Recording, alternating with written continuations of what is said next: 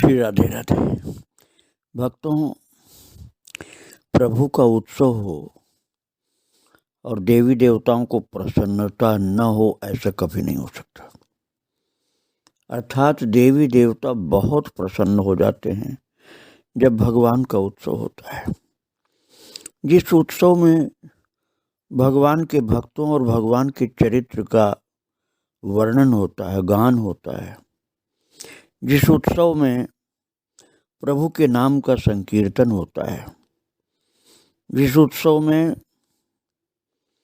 बहुत भाव के साथ संतों का स्वागत सत्कार होता है, उनकी वाणी का श्रवण किया जाता है और उनके द्वारा विविध प्रकार के भगवान के लीला जन्म संबंधी लीलाएं की जाती हैं। यज्ञ हवन होता है, नाम यज्ञ होता है, जप यज्ञ होता है। बड़े उल्लास के साथ भक्त लोग भगवान का उत्सव मनाते हैं। ऐसे उत्सव में सभी देवी देवता प्रसन्न होके बिन बुलाए चले आते हैं। उनका आवाहन नहीं किया गया होगा तब भी आ जाते हैं, आनंद लेने के लिए आते हैं। और कल मैं आपको सुना रहा था वो महान उत्सव जिसमें श्री उड़िया बाबा और श्री हरि बाबा को एक साथ पटिया वाले बाबा ने प्रार्थना पूर्वक निमंत्रित किया था। और श्री रामदास जी रामायणी जी महाराज इन संतों को और इनके साथ के बहुत से संतों को ले गए थे। इस उत्सव का वर्णन भक्तों हरि बाबा के चरित्र में भी किया गया है। हरि बाबा के चरित्र में वर्णन है कि महाराज पटिया वाले बाबा जब निकलते थे अपनी कुटिया से तो उनके पीछे पीछे समर्पित भक्त लोग सीताराम नाम कीर्तन करते हुए चलते थे। ऐसा वर्णन मिलता है भक्तों कि पटिया वाले बाबा की आंखों से आंसू की धार चलती रहती थी। सीताराम नाम कीर्तन होता रहता था भक्तों के द्वारा। धीरे धीरे बाबा भी बोलते रहते थे और आंखों से आंसू की धार लगातार चलती थी। और दूर दूर से आए हुए संत लोग, भक्त लोग ये देखकर निहाल हो जाते थे। ऐसा महान उत्सव हुआ था जहां 1.5 लाख से भी ज्यादा लोग प्रसाद पाते थे। कई मील चौड़ाई और कई मील लंबाई में विशाल उत्सव हुआ था, जिसके विषय में कल मैं आपको सुना रहा था।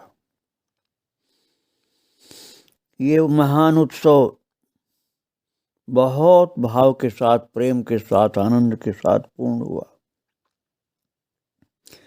संतों की भावभीनी विदाई की गई। इसके बाद पूज्य श्री उड़िया बाबा जी महाराज, हरि बाबा जी महाराज गदगद भाव से अपने हृदय के उद्गारों को व्यक्त करते हुए पटिया वाले बाबा से मिलकर गए थे और सबको बहुत आनंद आया था। जब उत्सव समाप्त हो गया, संतों की विदाई हो गई भक्तों, तो श्री पटिया वाले बाबा महाराज ने छोटे महाराज अर्थात रामदास बाबा को बुलाया और कहा कि गांव के भक्तों ने बड़ी सेवा की है, बड़ा श्रम किया है और उन्होंने भंडारे में प्रसाद ग्रहण नहीं किया सेवा की व्यस्तता के कारण। अतः प्रसाद अलग से उनको दिया जाए, खिलाया जाए, पवाया जाए खूब। उनकी आज्ञा अनुसार श्री छोटे महाराज जी अर्थात रामदास जी महाराज रामायणी ने चैत्र शुक्ल पूर्णिमा के दिन संपूर्ण गांवों को आमंत्रित किया और सबको प्रसाद पवाया। इस तरह दोबारा भंडारा किया गया जिसमें 50,000 की संख्या में जनता थी जो यज्ञ में सब सेवा में लगी थी। आप विचार करिए कितना बड़ा यज्ञ रहा होगा वो। कितनी कथाएं, कितने कीर्तन, कितनी रासलीलाएं, रामलीलाएं सब हो रही थी और भक्त लोग जनता के सब सेवक लोग आनंद ले रहे थे। मंगल में समय ऐसे बीत गया जैसे कोई स्वर्गीय सुनहला भगवदीय स्वप्न शीघ्र समाप्त हो जाता है, पर उसकी स्मृति तो अमर हो गई है। उस महायज्ञ का यशोगान विविध लोक गीतों में आज भी गाया जाता है। जन जन के मन में विविध भाव बीज बिखर गए। अब ये घटना तो भक्तों हो गई लगभग समझ लीजिए 80 वर्ष से भी कुछ ज़्यादा, 82 वर्ष समझिए, 82 वर्ष पहले की बात है। लेकिन आज भी, अर्थात आज तक भी वहाँ के लोक गीतों में उस यज्ञ का गान करते हैं लोग। वो कहते हैं ऐसा यज्ञ तो शायद युधिष्ठिर नहीं किया होगा, ऐसा विशाल यज्ञ हुआ था वो। महीनों तक लोगों को उस यज्ञ के सपने आते रहे। इधर कई साधुओं को भगवती देवी का स्वप्न हुआ। मैंने अभी बताया था ना कि देवी देवता बिन बुलाए आ जाते हैं ऐसे भगवान के कार्यक्रम में, उत्सव में। तो भगवती देवी माता दुर्गा का स्वप्न हुआ। कई भक्तों को, करौली वाली भगवती दुर्गा ने कई भक्तों को स्वप्न में आज्ञा दी, और वह आज्ञा प्राय एक सी ही थी सबके लिए। वो आज्ञा ये थी कि मैं करह पर आ गई हूं, मुझे बहुत आनंद आया, इसलिए मैं वहीं रुक गई हूं, करह में ही। मेरा मंदिर बनवाओ और पूजा करो। तो छड़े नामक ग्राम के एक ब्राह्मण को एवं जवरा के सेठ श्यामलाल को भी भगवती ने प्रायः ऐसा ही स्वप्न दिया। सबने आ करके बड़े महाराज जी अर्थात श्री बाबा पटिया वाले बाबा को स्वप्न का संदेश सुनाया। तो पटिया वाले बाबा ने एक ईंट में सिंदूर लगा के रख दिया और लोगों ने उसे भगवती का प्रतीक समझकर उसकी पूजा की। उन्हें यज्ञेश्वरी के नाम से पुकारा गया। भक्तों, जब महाराज जी आए, उस समय महाराज जी अमरनाथ गए हुए थे, रामदास जी बाबा। जब वो लौट करके आए और स्थान पर लौट करके आने पर देखा कि सिंदूर लिप्त ईंट को भगवती के रूप में पूजा जा रहा है, तो उन्होंने बड़े महाराज जी से अर्थात पटिया वाले बाबा राम रतन दास जी से प्रार्थना की कि इस रूप में लोगों के मन में भगवती की भावना सही ढंग से सबको नहीं हो पाएगी महाराज जी। लोगों का विश्वास दृढ़ कैसे रह पाएगा ईंट का आकार देखकर। तो श्री राम रतन दास जी महाराज ने कहा, अरे रामदास, मैया की आज्ञा तो भवन बनवाने की है, यदि हो सके तो बनवाओ। तब तो रामदास जी रामायणी ने पूज्य गुरुदेव की आज्ञा शिरोधार्य की और कार्य में जुट गए। 2.5 महीने में भगवती का भव्य भवन बनकर खड़ा हो गया। फिर रामदास जी महाराज, बाद में तो इनको, जब बाबा पटिया वाले के शरीर नहीं था तब तो इनको बड़े महाराज जी कहा जाता था, लेकिन पटिया वाले बाबा के सामने इनको छोटे महाराज जी कहा जाता था। तो वो उस समय जयपुर गए जब देवी का भवन तैयार हो गया, और वहाँ अष्टभुजी माता की मूर्ति अर्थात श्री विग्रह निर्माण कराया, और महाराज जी उस श्री विग्रह को लेकर के करह पधारे। और बाबा रामदास जी जब लेकर के आए जयपुर से दुर्गा माता को, तो श्री पटिया वाले बाबा जी माता का स्वागत करने के लिए संत समाज को साथ लेकर के आश्रम से आधा मील पहले ही पैदल चलकर पहुंचे। साथ में शंख झालर की पवित्र ध्वनि होती गई, और श्री रामदास बाबा ने परम पूज्य गुरुदेव के चरणों में साष्टांग दंडवत प्रणाम किया, प्रसन्नता से कि दुर्गा माता को हम लेकर आ गए गुरुदेव। जैसे ये बताया कि मेरी सारी सफलता का रहस्य आपके चरण रेणु में छिपा है, ऐसे भाव से दंडवत किया था। और पूज्य श्री बड़े महाराज जी ने अत्यंत गदगद भाव से अपने महान शिष्य को अपनी करुणापूर्ण हृदय से लगा लिया और भाव विह्वल होकर बोले, आज तुमने मुझे मां से मिला दिया।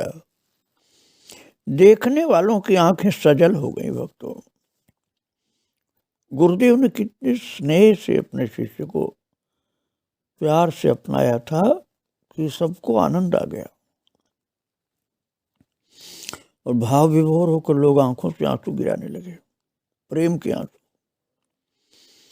और क्वार के शुक्ल पक्ष की अष्टमी के दिन माता की प्रतिष्ठा की गई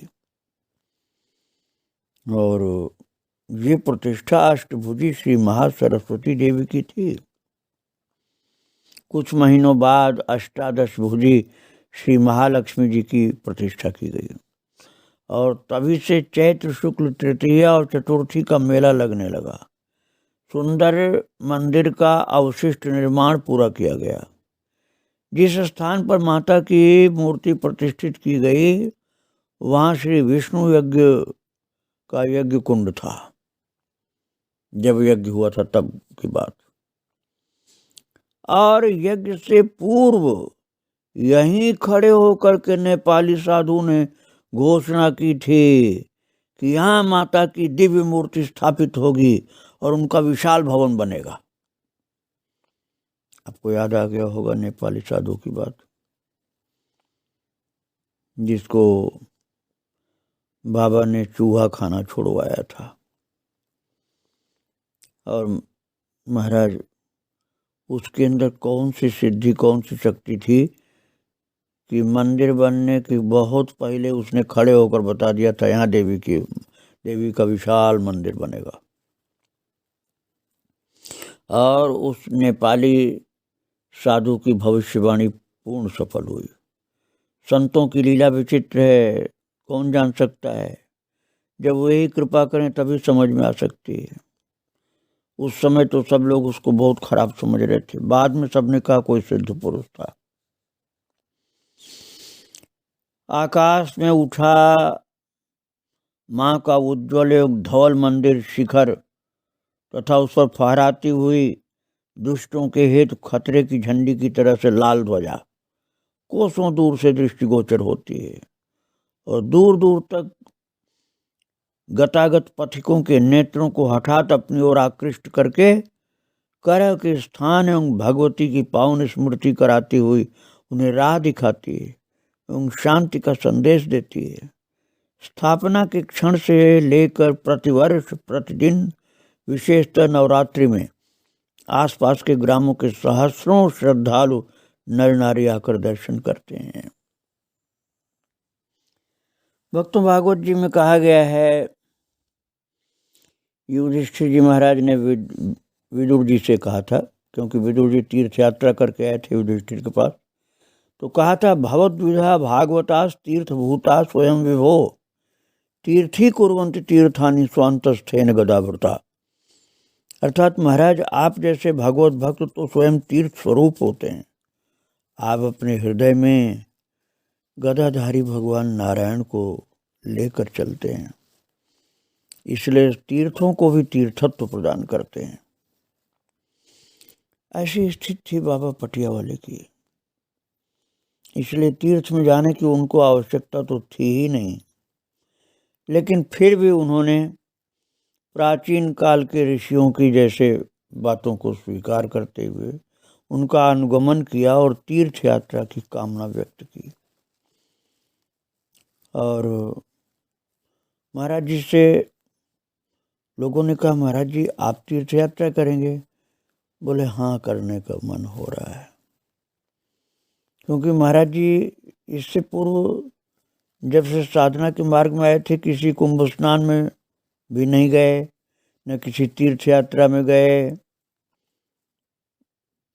जब वो घर में थे तब अपनी माता को लेकर बद्रीनारायण गए थे, लेकिन साधु होने के बाद कहीं नहीं गए थे अब तक। इसलिए लोगों को आश्चर्य हो रहा था कि महाराज जी तीर्थ यात्रा करने क्यों जा रहे हैं। यही करह स्थान ही तो तीर्थ रूप हो गया है। देवी माता स्वयं आ रहे हैं, सब देवी देवता आ रहे हैं, भगवान आ रहे हैं। अब तीर्थ में जाने की क्या आवश्यकता बाबा को। इसलिए जनता को आश्चर्य हो रहा था भक्तों। और बाबा जब से करह की वनस्थली में विराजे थे तब से इतना वहाँ भगवान के उत्सव हुए कि वो स्वयं तीर्थ रूप हो गया करह भी, और बाबा तो तीर्थ रूप थे ही। निरंतर भगवान नाम में निरत रहते थे, बाह्य ज्ञान तक उनको नहीं रहता था शरीर का, तो उन्हें किसी तीर्थ की आवश्यकता तो नहीं थी। लेकिन फिर भी ऐसे महापुरुष भी तीर्थ में जाते हैं, और पहले भी गए हैं ऐसे संत लोग। तो महाराज जी में जाने की बात लोगों से कही कि मुझे तीर्थ में जाना है। ठाकुर जी की इच्छा होगी इसलिए जाने के लिए प्रोग्राम बना उनका। साधुओं ने कई बार प्रार्थना भी की पहले तीर्थ यात्रा के लिए, तो मुस्कुरा के टाल देते थे, लेकिन अब स्वयं उन्होंने इच्छा व्यक्त की। और संवत 2070, तो अब 2078 चल रहा है, तो मतलब 68 साल पहले की बात है भक्तों।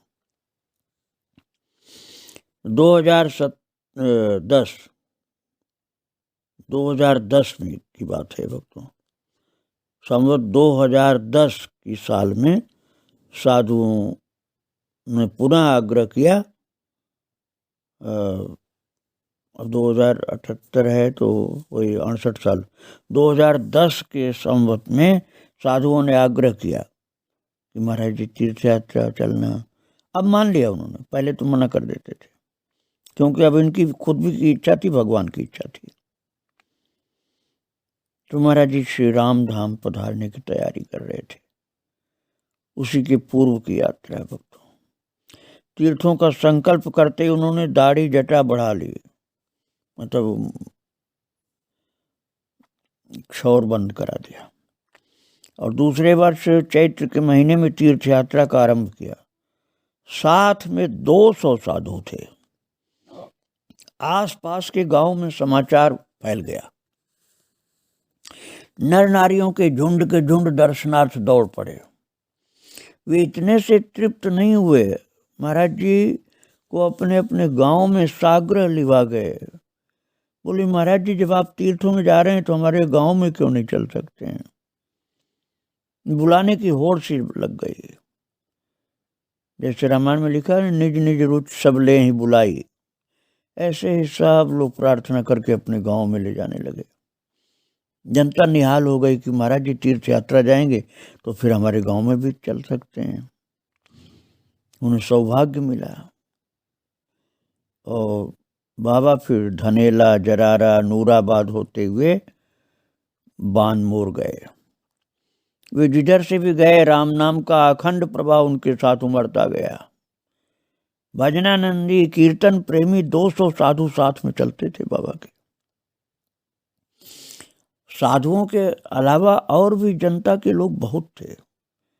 एक बहुत बड़ा उल्लास भरा ये समारोह जैसे यात्रा का चल रहा था। बानमोर में पूज्य परम गुरुदेव के प्रथम शिष्य श्री लखनदास जी महाराज के द्वारा निर्मित कराए हुए मंदिर में श्री रघुनाथ जी की प्रतिष्ठा कराई गई। वहां से लश्कर पधारे। लश्कर में वहीं के भक्त राम भरोसे, मदन लाल, चांदमल, ग्यासी राम, ये जो वहाँ के मुख्य प्रेमी भक्त थे, वो सब पूज्य चरणों में प्रार्थना किए कि नगर की जनता को दर्शन देने की कृपा करें। महाराज जी का स्वभाव तो अद्भुत था, प्रेम भरा था। न वे हाँ कहते न ना करते। जय श्री राम जी की इच्छा, बस यही शब्द थे उनके। जय श्री राम जी की इच्छा, कोई कुछ कहता जय श्री राम जी की इच्छा, इतने ही शब्द थे महाराज जी के। और इन्हीं को चाहे हाँ समझिए चाहे ना समझिए, तो भक्तों ने उसे हाँ का प्रतीक माना। एक अति उच्च धवल हंसाकार वाहन निर्मित कराया गया। उस पर महाराज श्री राम रतन दास जी, बड़े महाराज जी, पटिया वाले बाबा विराजमान हुए। नगर दर्शनार्थ जनता लेकर चली। अपार भीड़ उमड़ पड़ी। श्री रामचंद्र जी के जनक नगर दर्शन का दृश्य उपस्थित हो गया। धाये धाम काम सब त्यागी, मनोरंक निधि लूटन लागी। लोग अपने गलियों से, अपने घरों से निकल निकल कर दर्शनार्थ भागने लगे, दौड़ने लगे। आसपास के छज्जों, खिड़कियों और द्वारों से पुष्प बरसाए गए। राम नाम की ध्वनि हुई, जय जयकार की गूंज हुई। शंख, घंटा, घड़ियाल की ध्वनि ने समस्त नगर के दूषित वातावरण को पवित्र कर दिया। पूज्य चरणों में बहुत भाव से लोगों ने प्रार्थना की। एक रात्रि विश्राम हुआ। भक्तों को सेवा का अवसर प्रदान कर कृतकृत्य कर दिया। फिर वहां से झांसी पधारे। राधा मोहन निगम, गर्दे जी गोस्वामी, ब्रज बिहारी लाल मुंसरिम, देवाबाई, आज भक्तों ने खूब सेवा की महाराज जी की। भक्तों की भीड़ चल रही थी। झांसी से पूज्य महाराज जी समस्त भक्तों के साथ ओरछा पधारे। ओरछा में 2 मंदिर बड़े प्रसिद्ध हैं, एक राम राजा का, दूसरा चतुर्भुज जी का। तो पूज्य महाराज जी जब श्री राम राजा के मंदिर में गए तो उनकी देह दशा विचित्र हो गई। एक भगवान का ऐसा आवेश प्रेम का आ गया उनके ऊपर कि नेत्रों से अविरल अश्रु प्रवाह बह चला। भक्तों ने भाव विभोर होकर राम ध्वनि की। श्री महाराज जी तन्मय होकर के ठाकुर जी के सम्मुख अर्थात राम राजा के सम्मुख ऐसे खड़े हो गए जैसे चित्र हो, कोई हिलना डुलना बंद हो गया। श्री राम राजा में अगाध श्रद्धा थी महाराज जी को। वो साक्षात भगवान राम ही देखते थे उनको, श्री विग्रह नहीं देखते थे। साक्षात ठाकुर जी अर्थात भगवान श्री राजा रामचंद्र जी को देखते थे। कथा भी उनकी ऐसी मैं आपको सुना चुका हूँ यूट्यूब में, राम राजा की कथा। फिर मैं आगे ठाकुर जी की इच्छा होगी तो विस्तार से सुनाऊंगा, पहले थोड़ा संक्षिप्त सुनाया था। ओरछा की रानी गणेश कुंवर उस स्वरूप को संवत 1631 में श्री अयोध्या जी से लाई थी।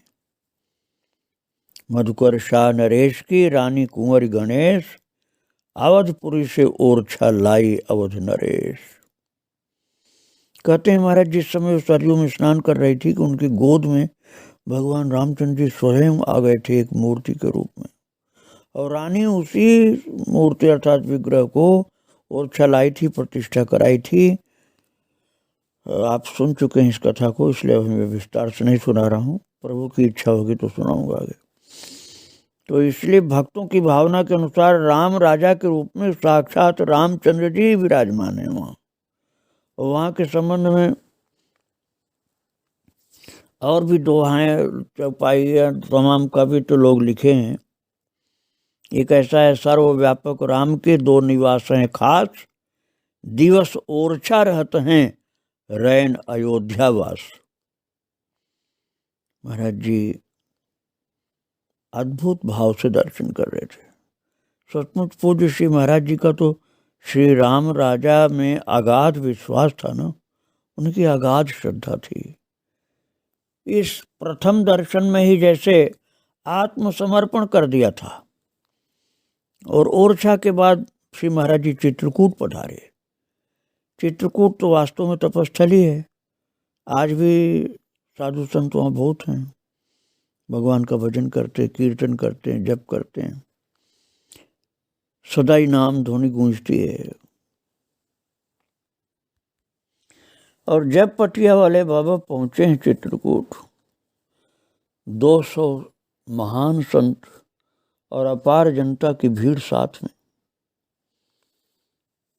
तो चित्रकूट पहुंचकर बड़े महाराज जी अर्थात पटिया वाले बाबा की क्या हालत हुई, आप ऐसे समझें से भरत जी की दशा हो गई। जब राम कहीं ले उसासा, उमगत प्रेम मनहु चहु पासा। जब श्री सीताराम बोलते थे महाराज जी, जैसे प्रेम ही प्रकट हो जाता था। 200 संतों के साथ अपार जनता की भीड़ के साथ, भक्तों के साथ महाराज जी 2 दिन निवास किए। और वहाँ के भक्तवर बख्शी जी ने खूब सेवा की इन संतों की। और लोगों को बहुत आनंद मिला। महाराज जी का चित्रकूट में जो निवास हुआ था उसके विषय में आपको आगे मैं फिर सुनाऊंगा कल। आज पटिया वाले बाबा के चरणों में प्रणाम करके यहीं पर विराम दे रहा हूँ। श्री राधे राधे, जय श्री राधे राधे।